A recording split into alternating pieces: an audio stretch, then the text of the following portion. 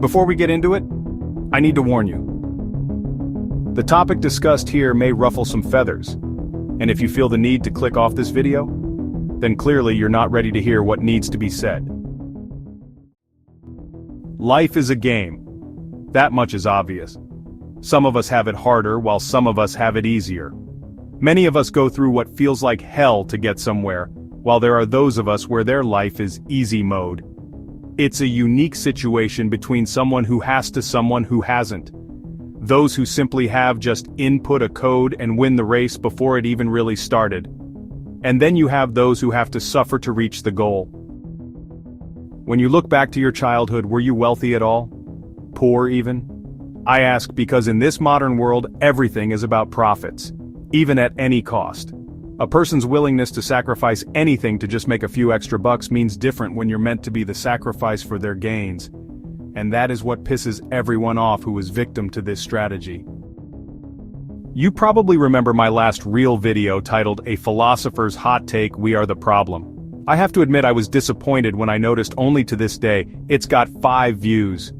Clearly that video wasn't sent out by YouTube's algorithm to people.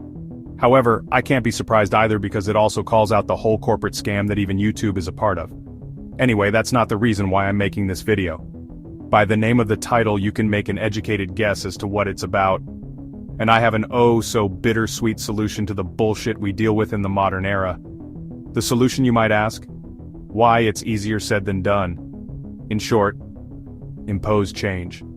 I have to admit what I'll be talking about isn't easy because it requires us Gen Z and Gen Y to get off our butts from the video games, to come back to society and become the difference.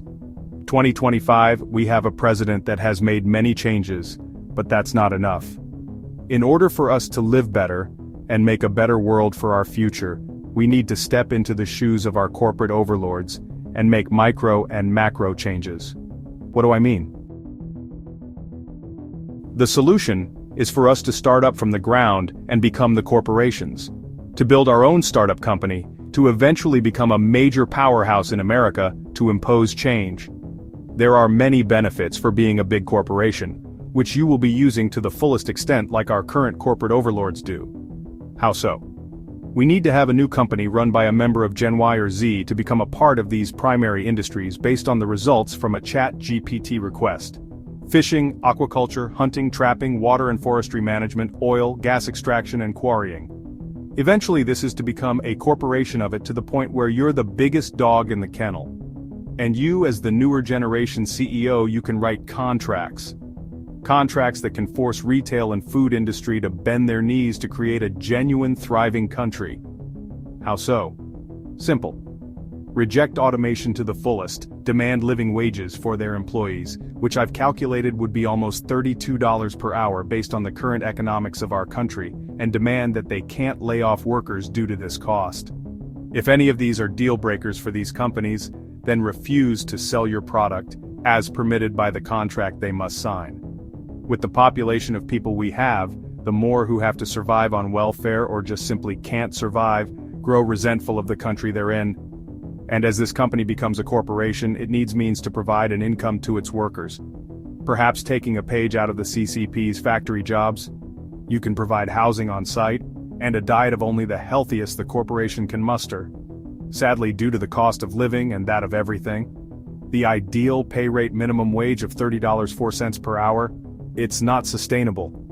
However, give me a second and you'll soon understand what I'm getting at. Another part of the solution is to have young CEOs in the more advanced manufacturing industries. The CEOs in agriculture can force places like Walmart to pay better wages and to get rid of their self-checkout lanes for more cashiers, and overall more working people by simply refusing to sell goods to Walmart entirely. Other corporations are included who very clearly can pay its people living wages and hire more people. They just simply refuse to. Because the $400 billion budget looks better than $360 billion? Regardless, looking at the advanced stuff, they're vast. However, although not really necessary to make changes, it's just extra work to make sure things go as they need to.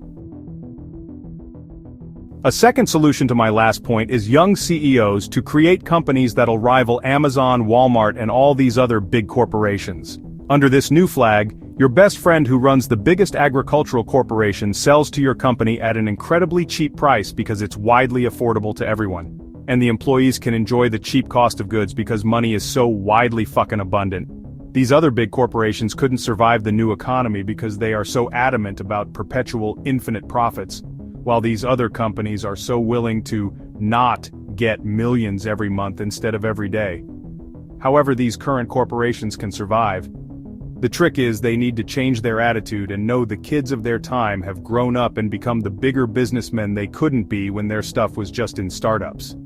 Ideally, we should abolish money as a concept entirely and advocate a self-preservationist and self-sufficient society where everyone has a job that keeps the world spinning. And as a result, we would need to make sure everyone, regardless of career, gets genuine fairness. Everyone deserves to eat healthy. However, this is a very communist take, and is it actually possible? Might as well embrace the Great Reset and mandate the abolishment of money or status or power.